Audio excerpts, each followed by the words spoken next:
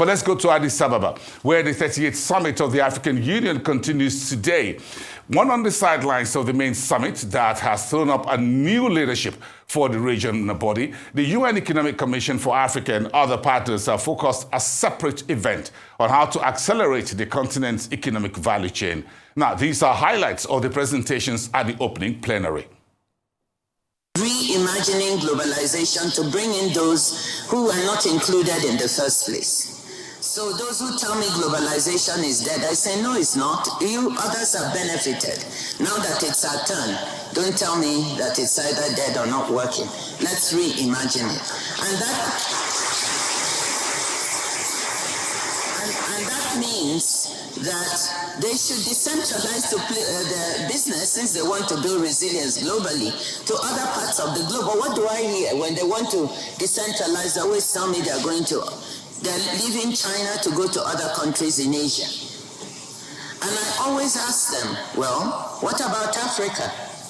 What about Latin America? There are many, many of our economies that are doing well enough. We've had examples from some of our leaders here of our own ability to receive these supply chains and to add value to our products. Our trade has stagnated at below 3% of world trade for a decade or more, and that's just not acceptable. And we aren't going to make it better until we add more value to our products. So we all agree on that. The issue is attracting these supply chains to decentralize on our continent and attracting our own business people.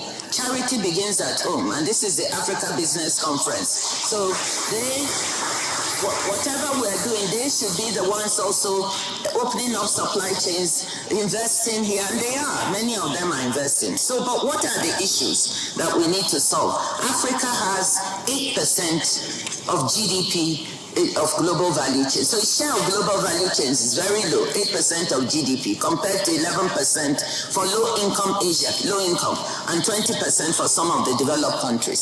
So we have room to do it. Let's look on it as an opportunity. But what do we need to do? Then we need to look at what is it that is preventing the decentralization. We've got all it takes. President Mahama said Ghana and Cote d'Ivoire, between them, produce most of the cocoa that is sold in the world. Botswana produces beef and diamonds and transforms it. It has changed its model. So, but our trade costs are still too high. And we really have to look at that. Our trade costs are 40% higher than the cost in developed countries. Trading among ourselves, in most other regions, when you look, it's cheaper when they trade with each other. But guess what? In Africa, our costs are 20% higher when we are trading with ourselves than when we are trading with outsiders. So meaning that it's cheaper to bring something from Europe or China or whatever than to bring it from Botswana to Nigeria or from Ghana to Kenya. That's terrible. So what are we going to do about that? It's all the things that you've heard. I don't need to repeat. We've got to deal with trade costs. We've got to relook at our infrastructure, our bureaucracy. Business people tell me they cannot cross from one country to the other. So can we, some of our leaders have opened up visas. Can we emulate that? So people, Dangote said that. Yeah, you know, they cannot move. There are some things we can really control that don't cost so much money. The WTO has a trade facilitation agreement that all of us are signed up. But Africa's implementation is 61%. In trying to lower these barriers compared to the average of about 77% for the rest of the world. So we do have the instrument. We may not know it, but we signed on to it, but we're not implementing it as fast as we should. In a crisis, the first thing you do is to focus on stabilizing, and so that's what we're focused on. Bringing interest rates down, bringing inflation down, stabilizing the currency, dealing with the debt overhang. And that's where our focus is for now. But at the same time, to analyze the factors that got Ghana into this place in the first place and put in the steps that ensure that we don't end up here again. And so that would entail looking at the Fiscal Responsibility Act and strengthening it, looking at the Public Financial Management Act and strengthening it, so that tomorrow we don't have a situation where a minister, goes onto the Eurobond market and borrows 11.5 billion over 5 years and puts most of it into consumption. Those are some of the things we need to look at. We need to look at our debt management departments and strengthen it so that it's able to provide information to the public on what our debt trajectory is and keep it being below a certain ceiling. We need to introduce an independent value for money office so that we're making sure that our projects are coming in at the right value and at the right cost.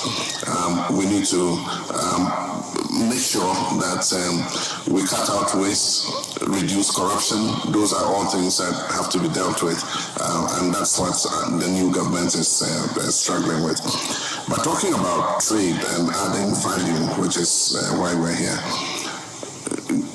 I think that we must look at the comparative advantages we have as Africa and unashamedly exploit those advantages.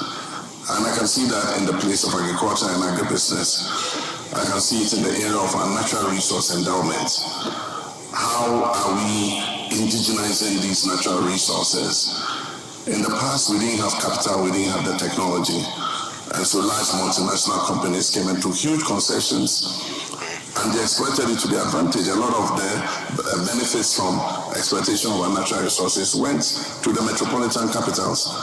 Today, the capital is available if you want it and you look for it. Today, the technology is available. We have situations in Ghana where in the gold mining industry, the bulk of the mining actually is done by indigenous companies. You find a multinational company only where the gold is being poured.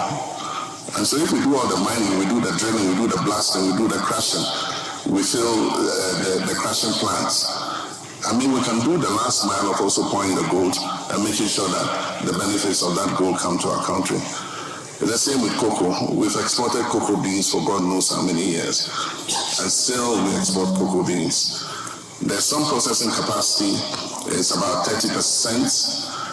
We have the capacity to process almost 500,000 tons of cocoa, but we're not processing that much. We're processing at about 200,000 tons because the cocoa board that needs to be extracted believes that it gets immediate foreign exchange when the beans are traded, and we sell for it, and so they get the money in advance before we even export one bean.